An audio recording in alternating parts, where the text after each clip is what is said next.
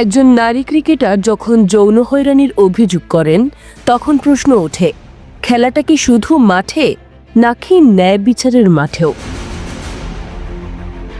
জাতীয় নারী ক্রিকেট দলের সাবেক অধিনায়ক জাহানারা আলমের অভিযোগের পর তদন্ত কমিটি গঠন করেছিল বাংলাদেশ ক্রিকেট বোর্ড, কিন্তু মাসের পর মাস পেরিয়ে গেলেও সেই রিপোর্ট প্রকাশে নীরবতা কেন? এই নিশ্চুপ ভূমিকা কি শুধু দায়িত্বহীনতা নাকি আইন লঙ্ঘন? এই প্রশ্নেই হস্তক্ষেপ করেছে হাইকোর্ট। বিসিবিকে জবাব দিতে বলা হয়েছে, কেন নারী ক্রিকেটারদের নিরাপত্তা নিশ্চিত করতে তাদের নিষ্ক্রিয়তা বেআইনি হবে না। 31 জানুয়ারি 2026 পর্যন্ত সময় বাড়িয়েও যখন স্পষ্ট অবস্থান আসেনি, তখন আদালতের দরজায় দাঁড়িয়েছে ন্যায় বিচারের প্রশ্ন।